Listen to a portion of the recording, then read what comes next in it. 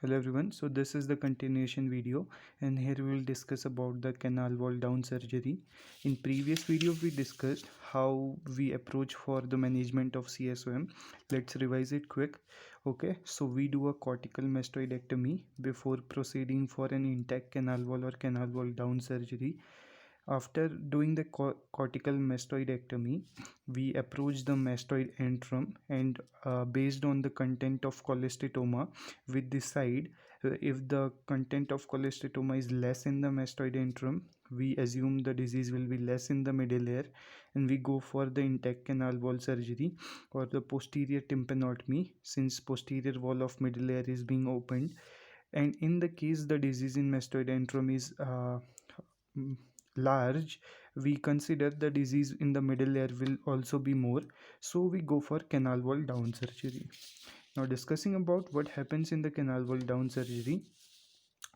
So this is the same diagram. This is the medial wall of middle layer, this is the posterior wall of middle layer, and this is our fallopian canal in which the facial nerve runs. So we have already reached the mastoid, this part is the mastoid, and we have cleared the mastoid antrum.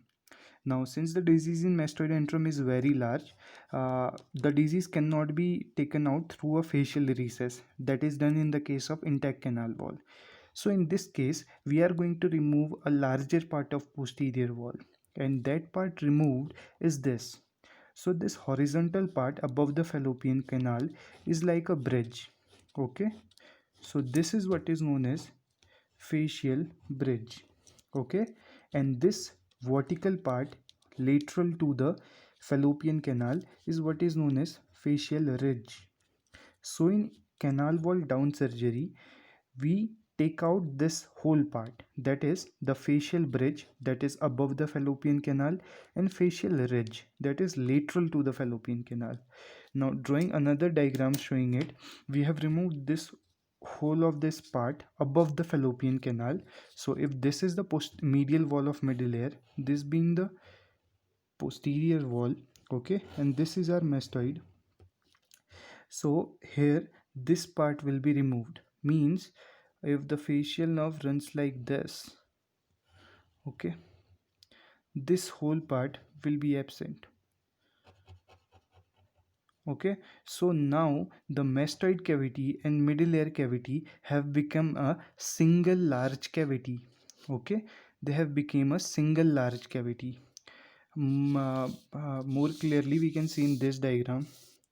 Okay, so here we have removed this part and this part, so now we have a single large cavity connecting our mastoid cavity and the middle layer cavity. Okay, now there is another problem that is going to occur because of this, that is because of this large cavity formation, the debris, the all the debris that is getting formed inside our ear is going to collect in this large cavity. Okay, so we have to make a proper way of drainage so that this does not collect in this large cavity. So what we do is we are going to increase the size of our meatus, means if this is our ear, okay, and this is the root to our external auditory canal, that is the meatus. So after doing a canal wall down surgery, we always do an meatoplasty. Okay, this meatoplasty means we are going to increase the size of external auditory canal so that this large cavity is drained properly through our external auditory canal. That process is known as meatoplasty.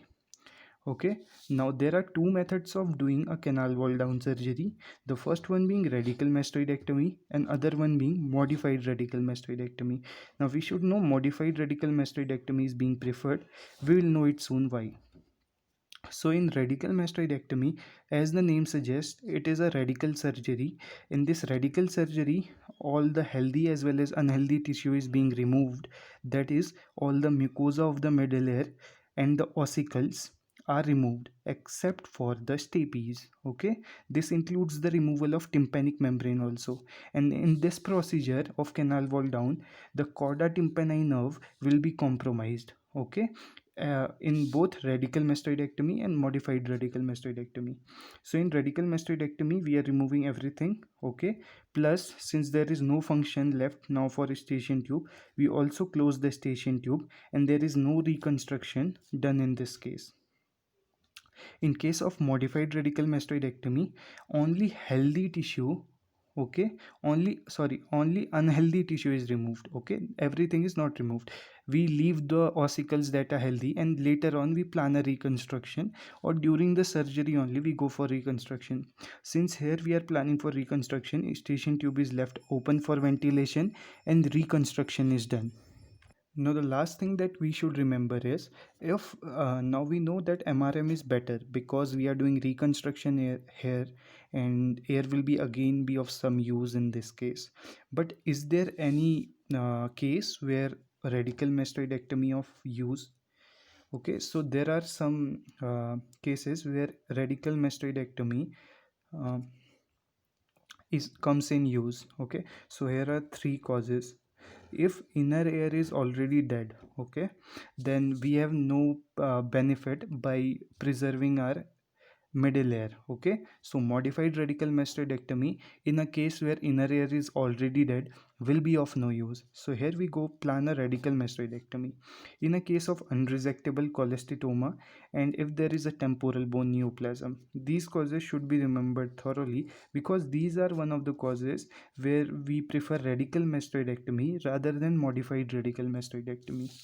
So this is what we needed to know about canal wall down surgery. Thanks for watching. Hope you liked it.